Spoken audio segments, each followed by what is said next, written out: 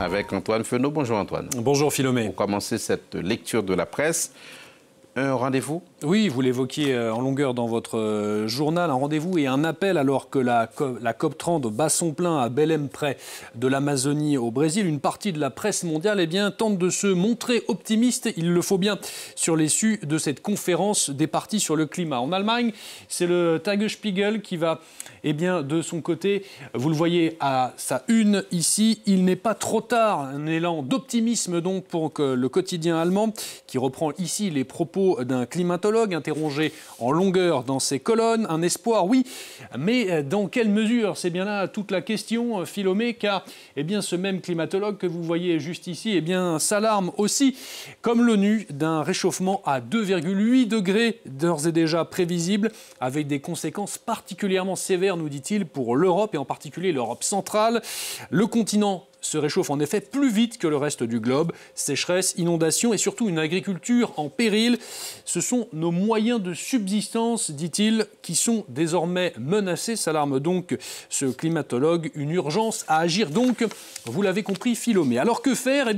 Le Frankfurter Allgemeine Zeitung nous propose, pourquoi pas, une solution également à sa une, sauvegarder les forêts, en particulier les forêts tropicales, et celle de l'Amazonie. Le président brésilien Lula, vous le voyez, fait la une du quotidien allemand. Il prévoit notamment de lever 125 milliards de dollars, rien que ça, pour préserver ce que l'on qualifie de poumon vert de la planète. Pourtant, s'interroge le quotidien allemand, le Brésil va-t-il renoncer à la déforestation? Rien n'est moins sûr, donc Philomé.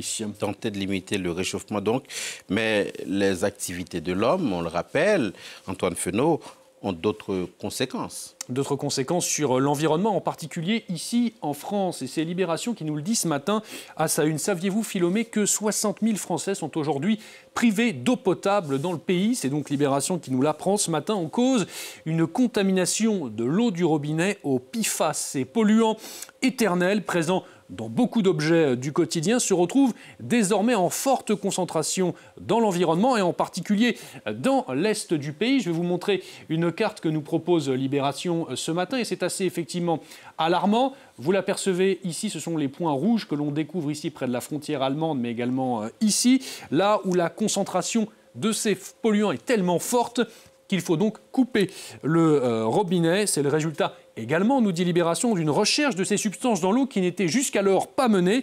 Le gouvernement, nous dit Libération, s'attendait également à ces résultats et s'inquiète, car il va falloir dépolluer l'eau et les sols, et ça va coûter très cher. On en revient donc aux sous. En tout cas, les conséquences sanitaires de ces contaminations sur la santé sont lourdes. Risque accru de cancer, de perturbation du système endocrinien, de quoi provoquer une forme de psychose dans certains villages de l'Est de la France, où Libération, vous le voyez, s'est également rendu. Certains font des stocks d'eau de source en attendant les prélèvements sur leur eau du robinet et se rappellent aussi toutes ces années, disent-ils, où ils ont bu sans s'inquiéter l'eau du robinet, parfois même en remplissant les biberons des nourrissons. Les PFAS, un enjeu de santé publique majeur, donc en devenir, vous l'avez compris, Philomé. Dans votre revue de presse également, Antoine, un quartier en sursis. Le voilà, c'est en Inde, Philomé, c'est l'un des plus grands bidonvilles de Bombay et il est menacé. C'est le bidonville de Dharavi, menacé par un grand projet immobilier à plusieurs millions de dollars, nous apprend le quotidien britannique The Guardian ce matin. Derrière ce projet se trouve le groupe Adani. 1 million d'habitants, nous dit le quotidien, vivent dans ce territoire d'un peu plus de 2 km², une communauté entière, attachée à son lieu de vie, malgré des conditions de vie très difficiles, voire même sordides. Selon le quotidien, seules les personnes désormais pouvant justifier qu'elles vivaient au rez-de-chaussée de leur habitation avant le 1er janvier 2000, c'est très précis, seront autorisées à rester dans des futurs logements, des logements de luxe pour la plupart. Les autres habitants, eux, sont menacés d'expulsion et subissent même, nous dit le Guardian, des menaces et des harcèlements de la part de ce fameux groupe Adani, Philomé. On va refermer votre revue de presse, Antoine, par un scandale en altitude, vous dites. Oui, pas très joyeux ce matin, Philomé, mais je tenais à vous partager cette histoire d'une omerta dans le milieu du ski français. C'est l'équipe qui nous le dit ce matin. Elle porte sur l'aveuglement collectif autour des agissements de Joël Chenal, cet homme que vous apercevez avec cette casquette sur la tête, ce vice-champion olympique de géant. Vous savez, cette discipline de ski alpin est visée par plusieurs plaintes et enquêtes pour harcèlement et viol, après des révélations du journal Le Monde. Les faits remontent à plusieurs années, nous dit l'équipe. Joël Chenal entraînait alors de jeunes skieuses et avait pris pour habitude de leur envoyer à certaines des photos de lui tout nu.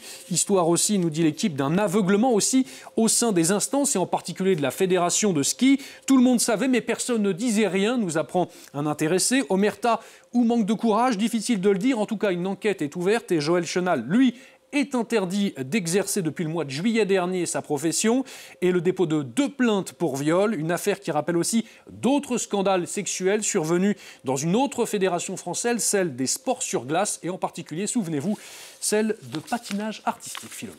Merci beaucoup Antoine.